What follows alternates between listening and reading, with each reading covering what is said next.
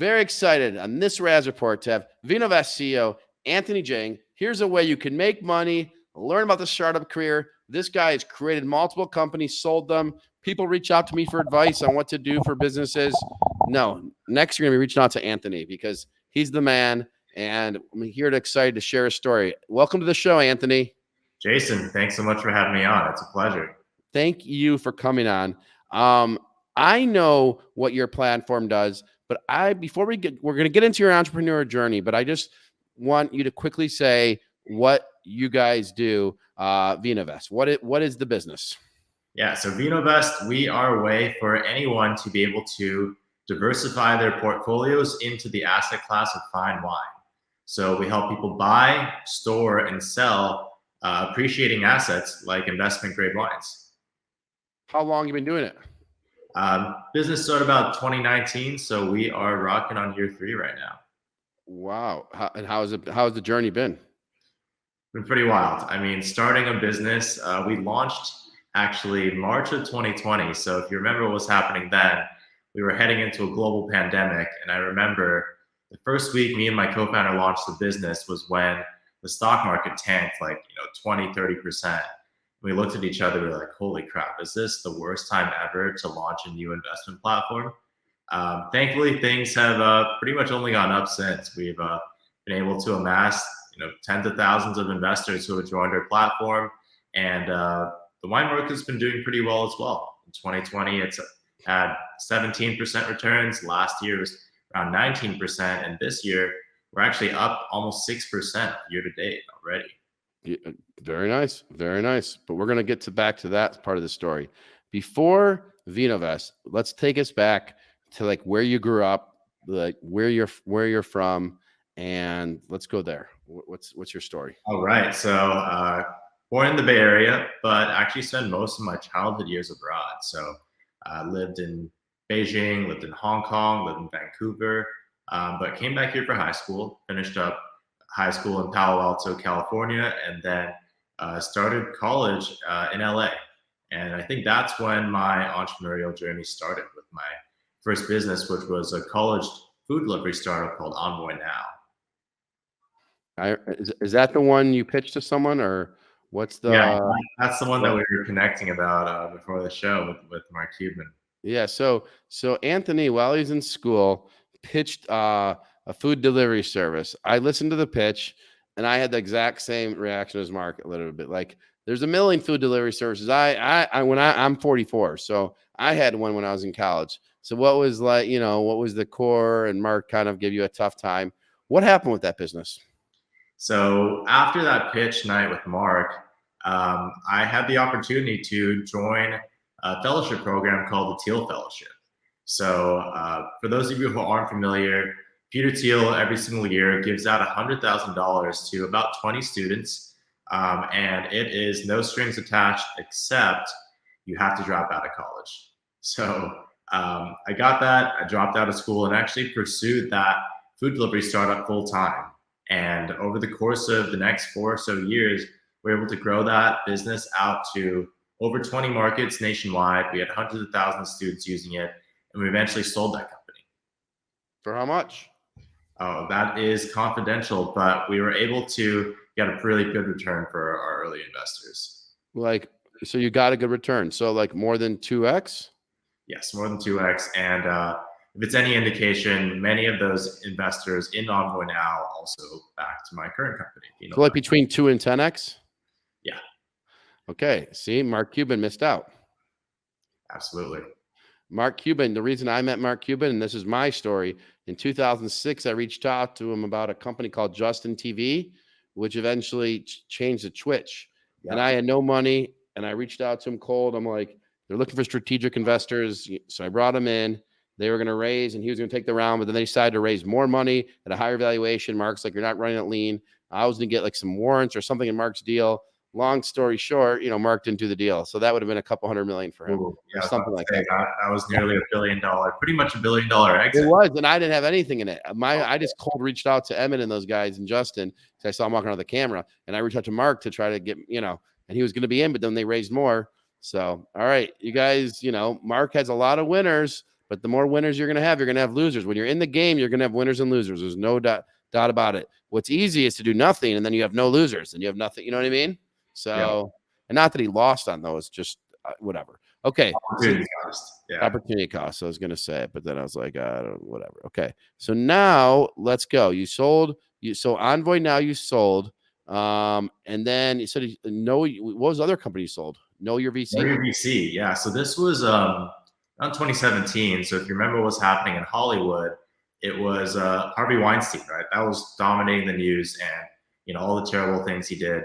And a similar story was kind of unfolding in Silicon Valley, where a lot of big shot VCs, they were getting called out in the news for pretty much doing the same thing, right? Racial discrimination, sexual harassment, and me just being able to go through that fundraising process with Envoy now as a guy, I definitely did not experience any of it, and it was shocking to me. And talking with a lot of my friends who were female founders or founders from other minority backgrounds, they were sharing some of their stories with me, privately, and I was like, holy crap, these stories need to be able to be be out there, but in a way that doesn't hurt the storyteller, right? In a way that can also benefit future founders. So VC is essentially like a glass door for rating venture capitalists and angel investors. And just because of the climate at the time, that site really blew up pretty quickly. We were getting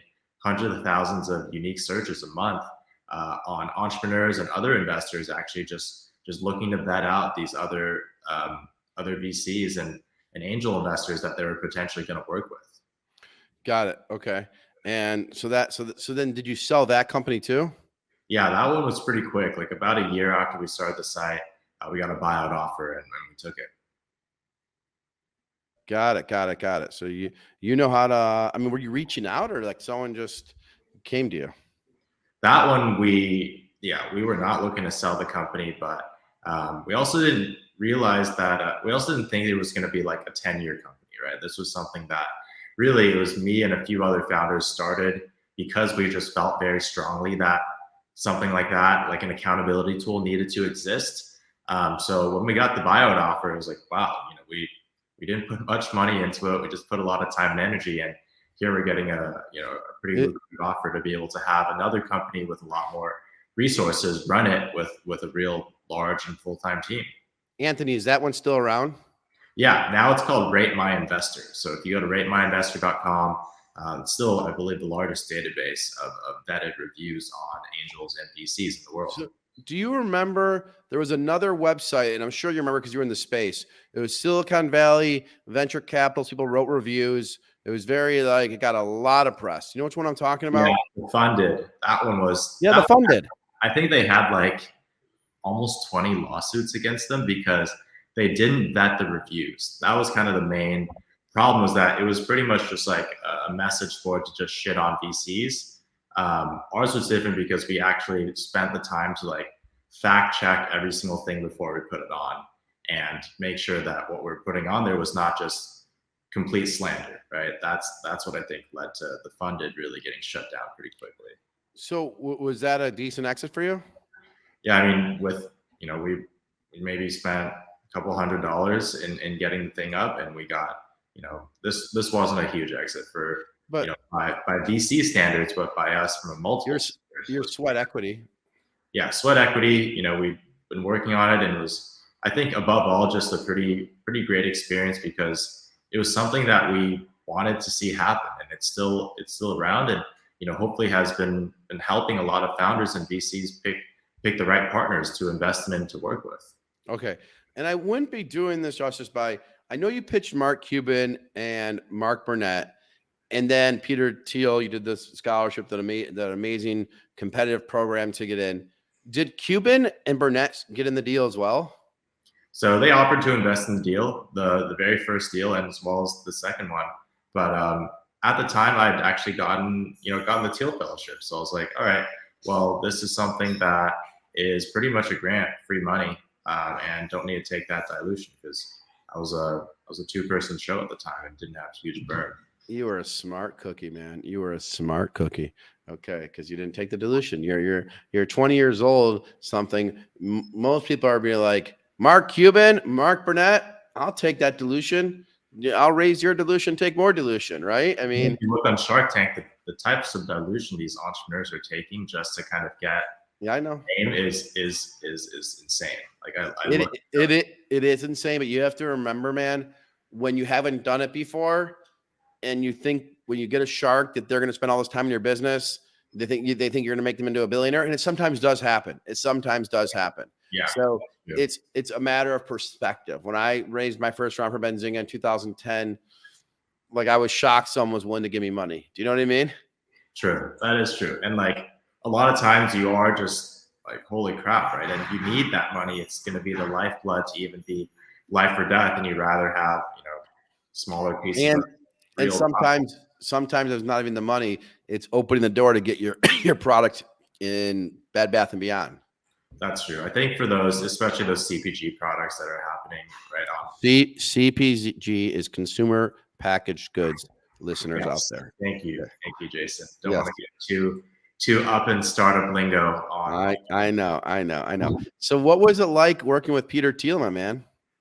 So the program is pretty awesome. I think the biggest benefit that it gave me was that seeing that, hey, there are a lot of other young entrepreneurs that have taken an untraditional path and they're kicking ass, right? I was going into my sophomore year of college. I was working a ton on the startup, and everyone around me was just kind of living a normal college life, right? I didn't really feel like I had a community. And joining the Teal Fellowship and being a part of that, I think just gave me that sort of tribe that I needed to feel confident dropping out, right? Or else I would have just been in my, college apartment being alone all the time, trying to build a company.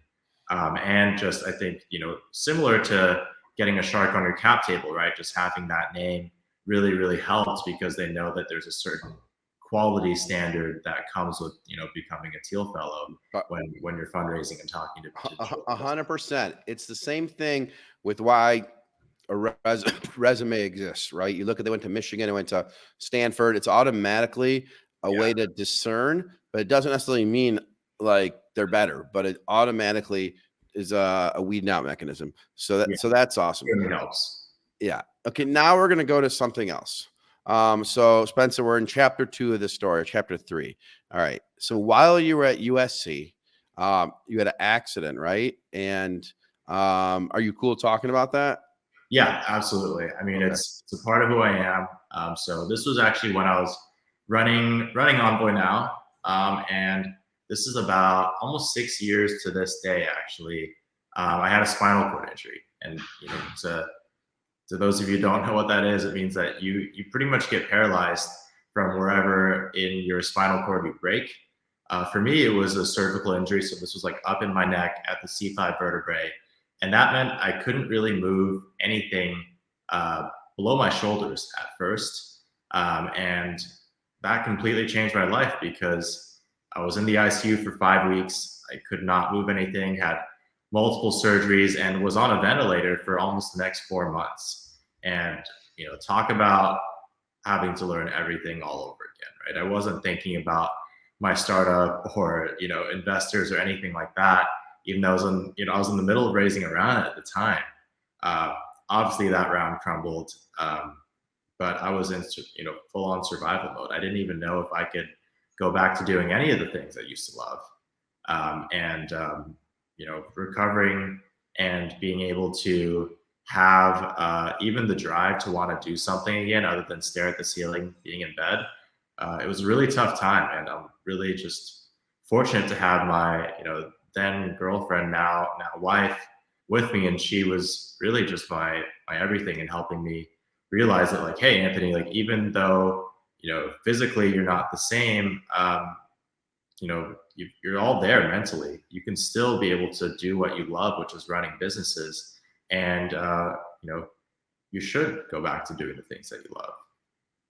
And so then during those 5 weeks, or what happened to Envoy now? And we'll go there first, and then I'll. Yeah. So it was honestly almost 6 months where I was away from the business. My co-founders took over. They were running the business in my absence, and I actually refused to look at a phone for almost almost 4 or 5 months, because I was just fully in denial of what had happened, and was in the hospital, in our rehabilitation hospital for pretty much the next year. And did, like, mentally, professionally, personally, how did this change you, or did it change you? Yeah, I mean, I think what really helped me really snap back into reality was a statistic that my occupational therapist read me. It was saying that 80% of people with spinal cord injuries, they actually never go back to work again. And I was like, holy crap, I don't want to be part of that 80%. I want to just go back to the real world and, be able to live life again, right? My life cannot just be in a hospital facility doing assisted care for the rest of my life. So that's what actually led me to come back to the business. I told my co-founders, like, hey, I'm coming back. I'm still in the hospital.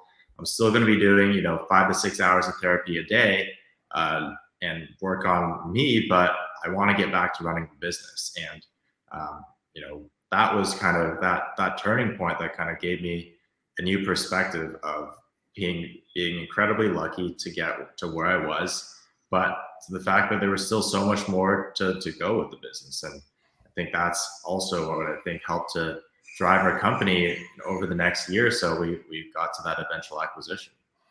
Okay. No, I mean, more power to you. I know someone else going through this right now where their mind is all there, but they were used to heavy mobility and, playing basketball, running around, and they're confined to a wheelchair. And I know there's new things coming out with stem cells, all types of things where you can regenerate nerve cells in the spinal cord, neuroplasty.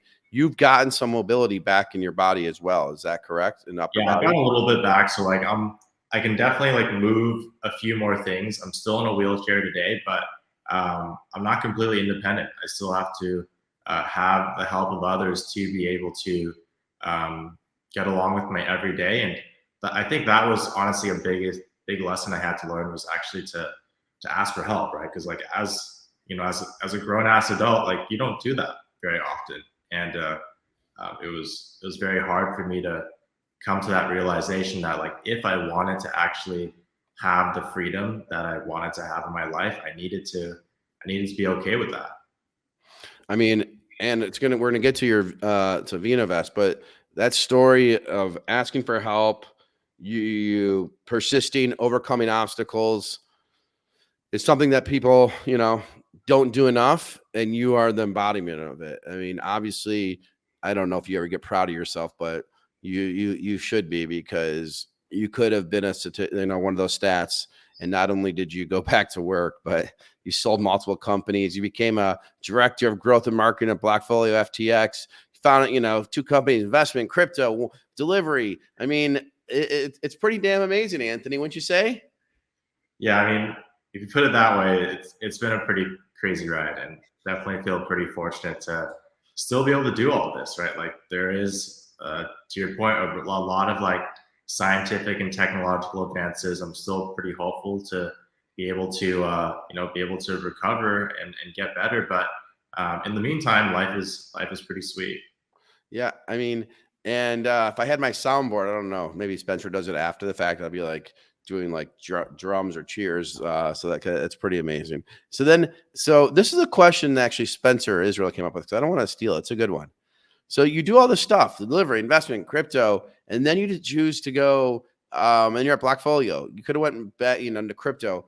How do you choose next what field to work in, or where to build a company in? And this is our lead into, Vinovest. So like, how did you choose to get to wine investing?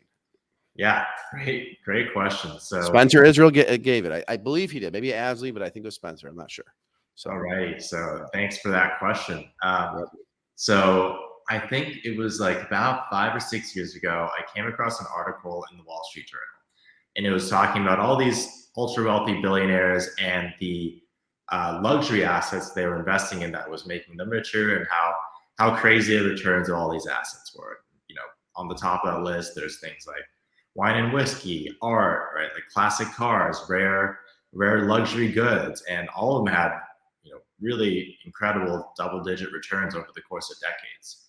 And I was like, holy crap! Like I did not know art had those returns. I did not know wine had those returns. And I was like, hey, it sounds pretty cool being able to collect and invest in wine. And the worst that could happen is that I'm stuck with a bunch of nice wine that I can end up drinking, right? If I'm not getting those returns or pick the wrong wines, if that's my downside scenario, it doesn't seem too bad. Decided to start collecting wine and realized very quickly why you need to be very, very wealthy, because I was spending tens of thousands of dollars on things like insurance, custody, setting up the right storage, trying to get into all these like exclusive auctions. And it's a ton of barriers to entry that I don't think would be feasible for any average retail investor or even like most high net worths. Like the amount of work that it takes to actually properly and profitably invest in wine is a lot. And I thought to myself, like, that's kind of ridiculous that we're in 2020, 2022, and this is still the way that you invest in wine. The easiest way to transact wine is to wait 2 weeks and go in an auction, and your market is the people who are in the room, right? It felt kind of silly to me, especially being in crypto where everything is transparent, global, 24/7, right? Instant. And that's actually, part of doing that on the side for a few years and realizing that like, hey, this is something that I'm very passionate about. And I want to give this sort of access that I've sort of developed myself throughout the years. I want to give that to more people. Got it. Okay. And we're going to get way deeper into this and how people can use Vinovest as part of an alternative investment strategy, because maybe we'll do another show, because I'm opening an account with it. I've already been on it, but I'm going to do some live trades. But you also on Vinovest, I'm skipping ahead. You have your sommeliers build an algorithm. So like I don't even know if Spencer will let me share my screen. I'm going to just break the rules and try to. So let's see if this works. Okay, hold on. I may get in trouble here, but just bear with me, listeners out there. I think I got it. Okay, I got it. Is my screen shared? I think it is. So do you see my screen, Anthony? Yeah, I can see that. All right. So we are on. I hope Spencer's not mad at me, but we're on Vinovest, and here we go. So I can pick a conservative, a medium, an aggressive risk appetite, right? Mm-hmm. So if I wanted to invest $5,000, this is what you're saying that over 10 years it'd be worth. Is that correct? Yep. Okay. What's this based on? Historical data that you guys have? Yep. All right. So I should do this. See, this is a good diversified strategy. Okay. So, and it's simple. Like I opened an account, and I was actually on Benzinga, and I was reading an article about, I opened an account. So how does the process work? You can book a call. So there's a lot of stuff that you've done behind the scenes that we need to talk about here, that how you actually pulled this amazing platform off. Did you have to become SEC approved? Like how many years did it take? This is freaking pretty impressive, man. Yeah. So this was just a lot of exploration between me and my co-founder. And we realized that even though a lot of people we think would be interested in investing in wine, like yourself, for example, most people, first of all, haven't even heard of wine investing, and they definitely don't know which ones to pick. So that's why we chose, this product, which is essentially like a guided or managed portfolio as our first product, right? Like you pick your risk appetite, you pick, a few other inputs, how much you want to invest and things like that. And then we'll do all the heavy lifting for you, right? We help you pick the wines. We help you store the wines. We help you show the prices and history and when you should sell those wines. And we really are the ones to be that sort of like educational guide as you start your wine investing journey. Go ahead. So why do you think wine is as good as an alternative investment? So I actually came from more of a crypto angle, right? Like people love Bitcoin because it's deflationary. It's something that has a very fixed supply. Same with wine in a given year, right? If you release 1,000 bottles into the market, you can't ever print more bottles from that same year, right? And wine even takes it one step further, where In addition to that, people are drinking those bottles every single day. So maybe after year one, that 1,000 bottles turns into 900. And just given supply and demand, that means that the remaining 900 bottles are just going to be a little bit more scarce and valuable. On top of that, wine actually ages, right? The profile of that wine actually changes throughout time, and people prefer the taste of aged wine. So not only is this product getting more scarce over time, but it's actually changing and appreciating into a better product. And those two are really the key drivers of why wine goes up in value when you pick the right one. And to me, those things that seemed like very, very simple to understand and something that doesn't really go away, right? Yep. Time can only tell, what a bottle of wine will taste like, and people are not going to stop drinking wine anytime soon. So let me understand this. So I guess on eBay, I don't know if you can do wine, but maybe you can. I don't know because of age. But on eBay, I could buy a bottle of wine, let's say, okay, of Camus, and it can get delivered to me. Maybe you can't on eBay. On your platform, do I buy the bottle of wine and you guys just store it, or how does that work? Yeah, so we store it for you by default. You can actually get it delivered to you and drink it if you want, but by keeping it within our storage facilities, it makes selling them much easier, right? Because it's kind of like it's kind of like buying a car where like the moment it's off the lot and it gets into like your garage, it's massively devalued, right? Because they don't know how you stored it, they don't know what you did to it, and you could say you have the best seller in the world, or you could be storing it in your attic, right? So by keeping it in our temperature controlled facilities, that maintains the highest possible resale value. All right. We're with Vinovest CEO Anthony Zhang. Now, the question I have is, how many facilities do you have? Are they all over the country, or you have one big facility like somewhere? All over the world, actually, because our wine has grown all over the world. So if we're buying wine from France, we're keeping it in France. If we're buying wine from Napa, we're keeping it in Napa. And we've got, do you have to buy insurance on this stuff? Yeah. So all of these facilities have pretty robust insurance on them because what if the wine breaks, right? What if there's an earthquake? What if the runs out of power and it's no longer temperature controlled? So all of those protections we have in place as part of the Vinovest program, so that you actually can have asset protection and be able to feel safe as a first-time client. Okay, I believe that honestly, like that managed option with the wine, I haven't seen that before. Would this arguably be compared to the stock market, like you being the first robo advisor for fine wine? Yeah, I think it's a very good comparison because we do have algorithms behind that make it a fully automated process, and we're the ones that are seeing those and fully being able to manage it for you. Of course, we got human experts that do inform and update that algorithm, but it's really that combination to scale such a huge user base while not having to hire a ton of new people. So like, will you give me like how many like investors are on the platform? I mean, whatever you can give us data wise, so people can understand how this works. Yeah, so I think we're creeping up on 10,000 investors on the platform, and a lot of them are like yourself, right? They're very much so versed on the investing world. They're investing in other alternatives, and they see this as just like their place to park some of their money that doesn't have the same correlation to the other stuff that they're investing in. Okay. And so it's uncorrelated. Now, there was a quote you said the main thing separating someone with 100 million investable assets and 100,000 investable assets is not the stock markets. It's access to alternative investments. What do you mean by that? I think access to quality alternatives is really that difference maker, because anybody can invest in stocks, right?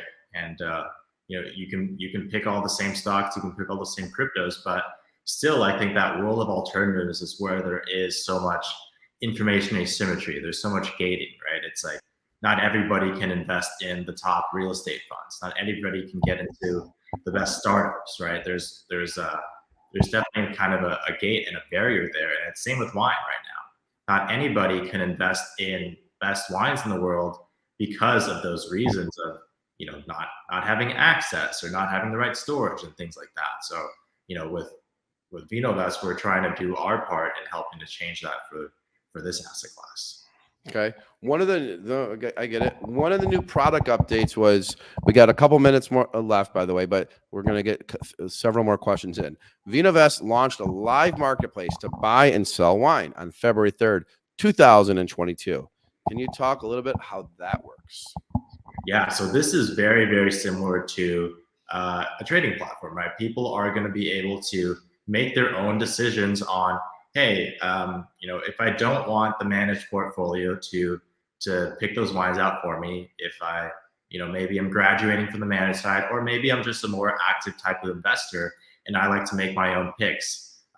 That's the place for you, right? If you're really betting on the region of Champagne, you can just buy all the champagne you want and be able to have a very concentrated portfolio. Or if you really love this one producer and you think their wine's going to go up, skyrocket, you can just do that, right? It's a more, I think, active experience for our users, and so far we've seen a really great response to it. Okay. One of the producers on our show who does the podcast, not the YouTube, she reminded me when I showed the amount of money I was going to invest and what the gains are, the people on the podcast couldn't see that.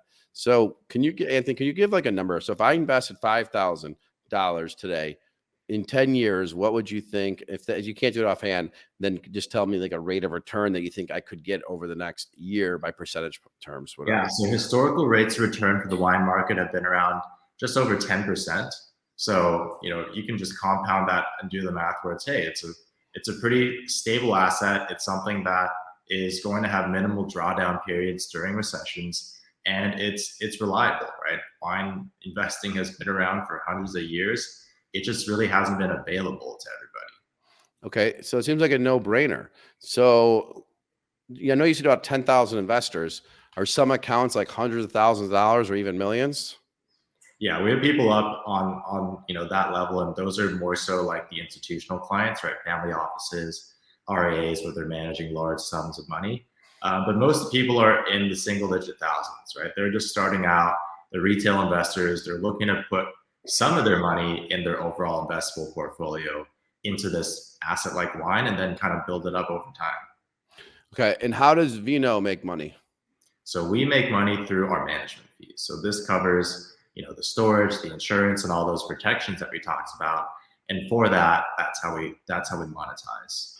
Got it. And so, I guess, did you have to become like SEC approved, or is it totally outside of that? Like, what does that process look like? Yeah, so this is outside of the SEC because we're not selling securities, right? Wine currently is not deemed as a security; it's a collectible. And because we're also not selling shares that represent wine or selling fractional ownership, I think like a lot of the other real estate or art sort of investment programs are like, that makes it so that you're just buying a bottle of wine, you're just buying a case of wine, right? And you can drink it too.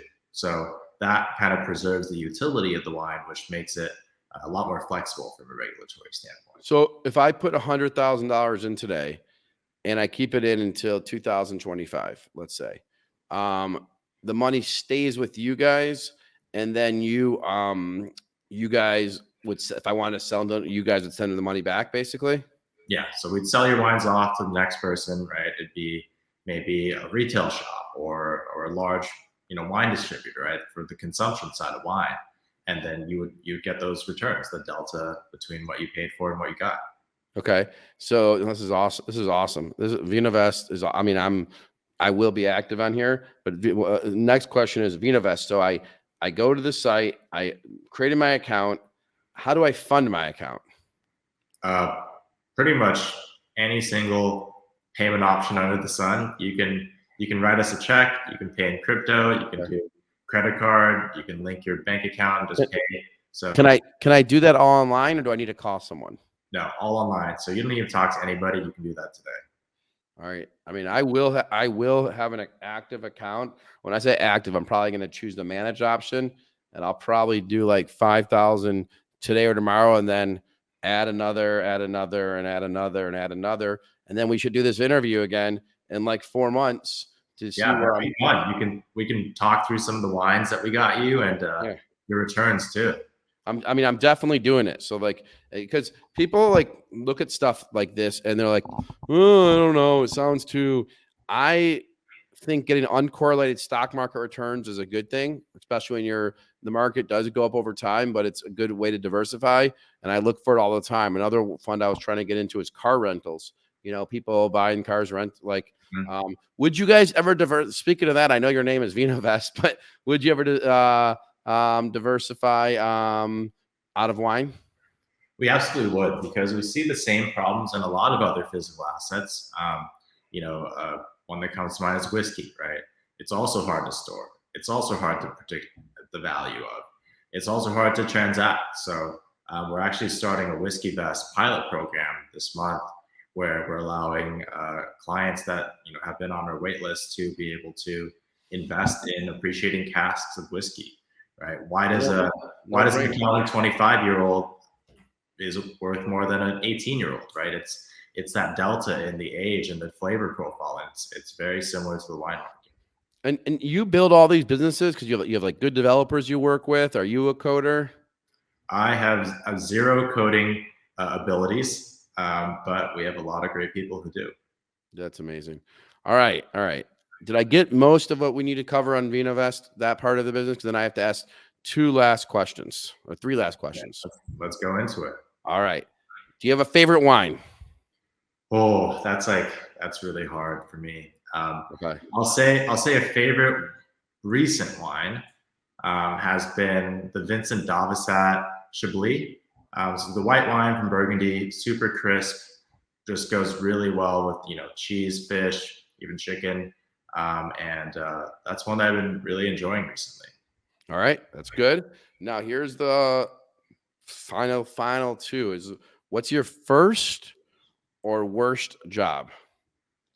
Oh, being a founder, I don't think I've had too many jobs that it wasn't me. You didn't have a job like at 13. You were at Mickey D's okay. And the French fries stuck to your nose and stuff. I don't know. It's weird stuff. Yeah, I'll try to think. I mean, my first internship out of college was at a VC fund, and it was amazing. I worked under Jerry Yang, who was the founder of Yahoo. Yeah, and he has his own family office / fund. Awesome. I was like a summer associate there. It was a ton of fun. That is awesome. That is so is he an investor in Vinovest? I wish. His mandate is very much kind of like data, cloud, stuff like that. Wait, how much money have you raised for Vinovest? We have raised $13 million to date.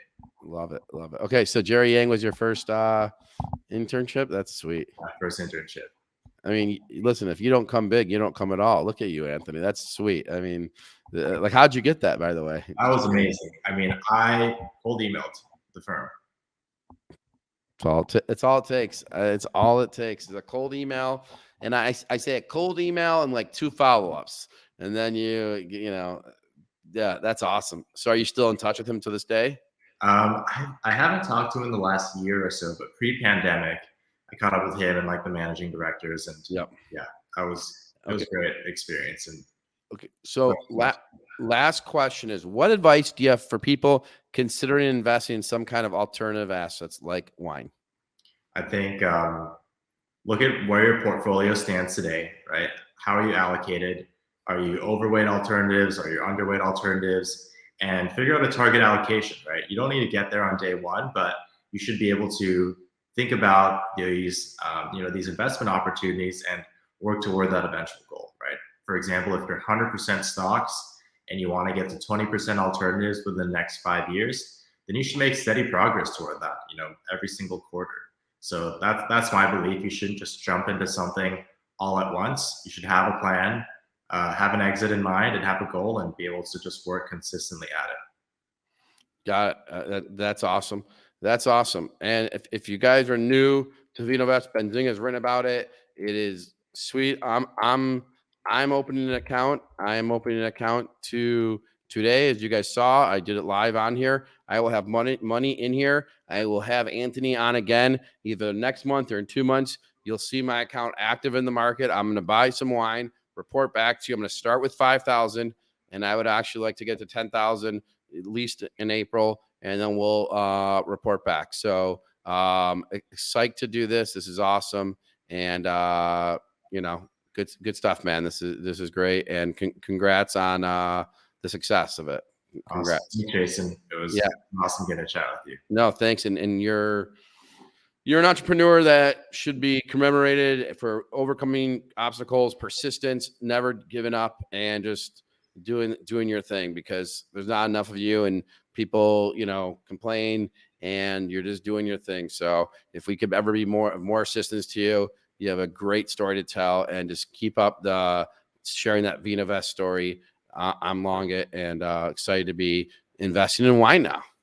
Awesome. No, really, really appreciate it. And thank you. There's a ton to be thankful for, and long road ahead to be able to build what I want to build. Absolutely. None of this is easy.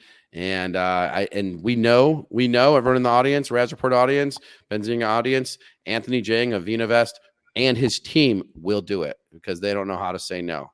They overcome, and this will be a huge business eventually. So thank you for coming on. Awesome.